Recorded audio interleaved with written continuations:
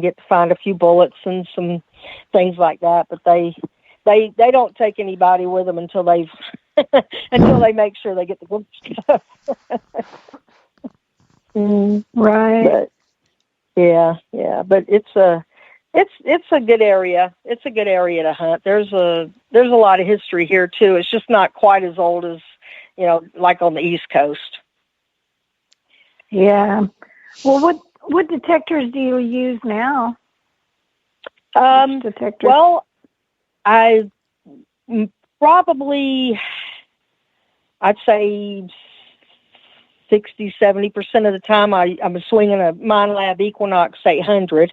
I just recently bought a used Garrett Apex, which I'm using and I love. It's so lightweight, and I just love using it. Tipo and AT Max. I have a Fisher that is a good machine, but it kind of came in between the AT Pro and the AT Max, and it didn't, it got used, it just didn't get used enough. Although that was the machine I found some crotal bells with, so that made me really happy. Oh, wow. And bells, yeah, cool. Yes, I love crotal bells, and that's well, my husband got a Minelab, the new Xterra Pro. He doesn't use it a whole lot, but but we do have that one as well. So that's about it, well, I do have an old White. The old, what was it, 6,000, the Coin Master, the big box. Oh, yeah. I've got an old one of those. Yeah, and then a White MX Sport. I've got one of those, which rarely gets touched. So, yeah. But the main ones I use are probably the AT Max, the Apex, and the Equinox. Those are my three main ones. So Butch in chat says you need to tell us about your cannon. Oh no, oh Butch. Yes, yeah. Okay, yeah. This was also in Georgia. I was living south of Atlanta by this time. My family had moved, and there was a lot of Civil War activity. In fact, the Battle of Lovejoy Station, really down the road from where we lived, and. My mom and I were out metal detecting, and this was probably 82 or 83, I'd say.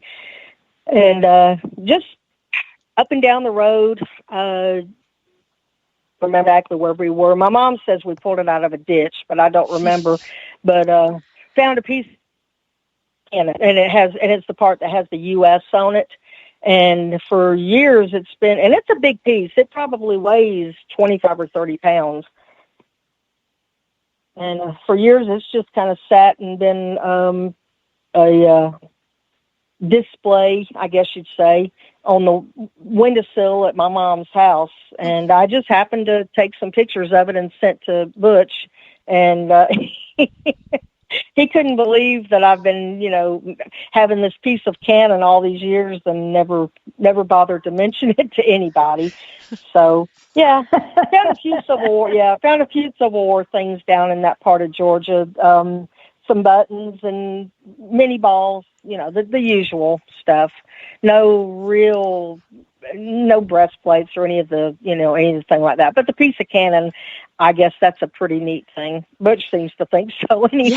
Yeah, I was just going to say, so when you found it, did you know it was part of a cannon? Oh, yeah. Yeah. Right. Yeah, we knew exactly what it was, but I don't know why we didn't think it was such a big deal at that time. I guess it is, but you just don't find them often or anything like that. I know you don't. No, you don't. Yeah. But it just, I don't know. Just didn't seem like that big of a deal. It's just, it was a big enough deal to, we definitely knew it was special in that respect, but it's just kind of hung around all these years. Yeah. Oh my. That's too funny. That's too funny. Now you said, I think we were talking earlier, and you're talking about the arrowhead hunting. So I'm guessing you do other types of treasure hunting. Oh yeah. Yeah. I mean, my family, we've always done just everything outdoors, everything from, well, I always say during the day we walk with our heads down, and at night we look up, because we love to stargaze too. But arrowheads, rocks, crystals, bottle hunting, metal detecting. I mean, just anything that you can dig out of the ground is just always fascinated all of us. And so the arrowheads, that was a lot of fun down in Arkansas when we went to that field, and just, I mean, we were literally laying on the ground digging holes in the dirt, and there was a sifter there. There was a little mini excavator that got. You'll have to ask Butch about that. He was digging with that. But there was some really nice arrowheads that came out of there, bird points, and Gypsy found several bird points, and then Johnny found that beautiful Dalton point. Oh, that man, thing was that just Dalton. amazing. That was amazing. And he then sent me photos of it behind a light, and you can see the light through it. It's beautiful. Oh, really? Oh, wow. Yeah. Oh, wow. It was perfect too. I mean, it was exponent. It was just beautiful. So that was a really fun, very relaxing. After the weekend with the Kadoha hunt, which was a blast. I was actually my first big hunt, so I had a ball and got to work the American Digger booth, and we got to hunt and everything. I found $100 token, so I was tickled about that. Sweet. And, did Butch make you buy dinner that night? Oh, I definitely offered to, but you know what we did though that was really fun for both of us, because Butch and I actually grew up about 20 miles apart. I grew up in Roswell, Georgia, which not too far from Alpharetta, and then he grew up in Marietta, which is just literally the next town over. And so, but there used to be a dirt racetrack not too far from both of us that we independently used to go to when we were growing up. And so, come to find out, there was a dirt racetrack down near Murfreesboro, Arkansas, and we spotted it on the way to get something to eat one night, and decided that was where we were going Saturday night, and we did, and that was so much fun. If you've never been to a dirt track, you need to do that at least once in your life. A lot of fun. Wow. It's the most redneck thing you can do.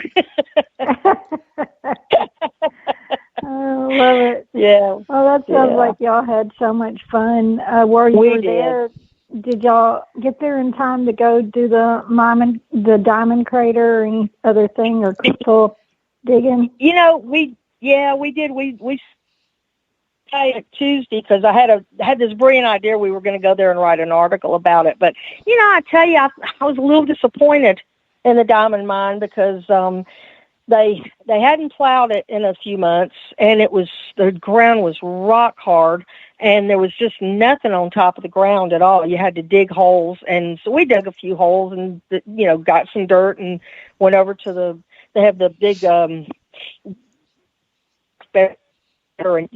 you rent a sifter, and you put your dirt in it, and then you slosh it around in the water until the rocks kind of show themselves. And it just, I don't know. It was nothing. We really, really didn't find anything. No diamonds, and no anything really. I was kind of hoping we'd at least get some amethyst or something. And I did see where Brandon Nicholas and his wife and little girl from Adventure Archaeology, they had gone over to some place where they were digging these amazing quartz crystals. And I said, man, I would love to have done that. So, yeah, next time we're going to do that instead of the diamond. Yeah, I've been to the diamond crater before, and when I was little, and then I took my kids as they were older, went several times over the years, and I never had any luck.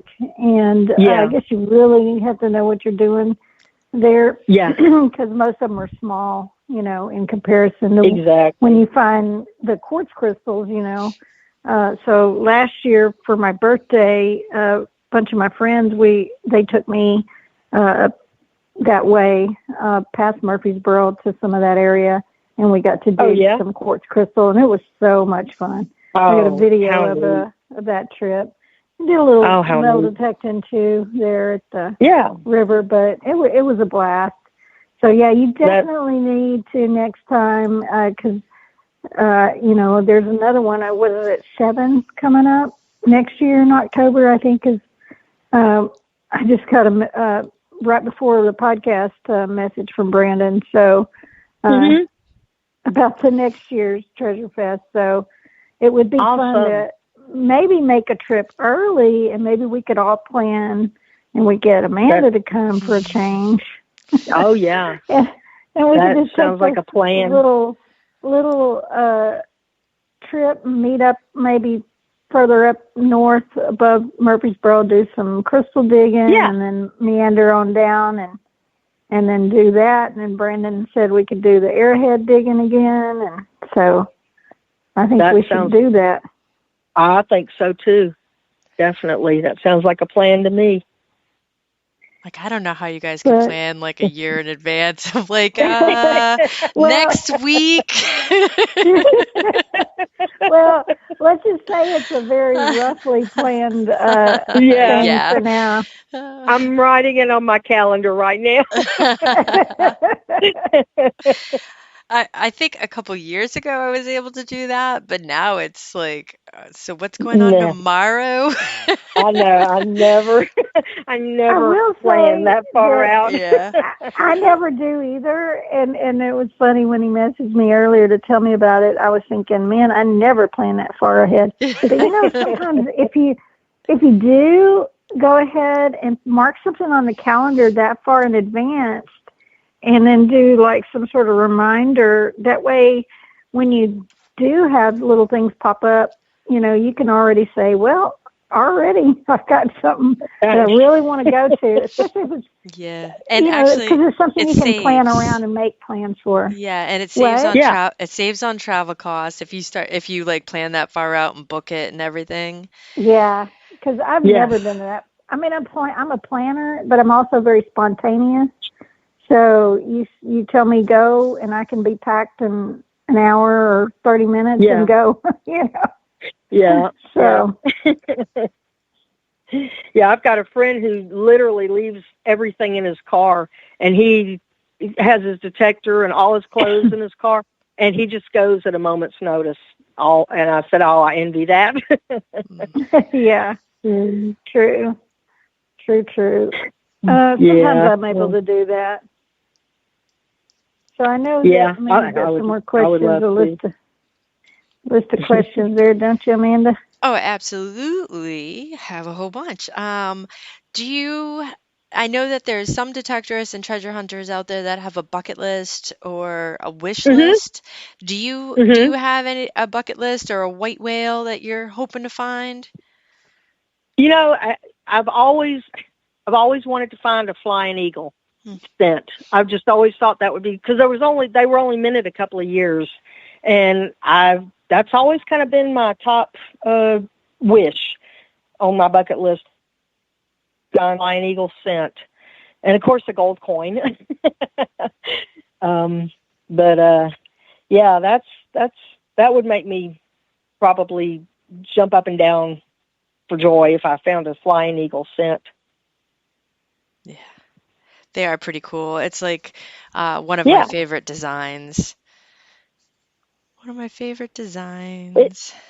They are. They're just a neat looking coin, and and there weren't, like I said, they only made them 2 years, so it just seemed like a neat thing.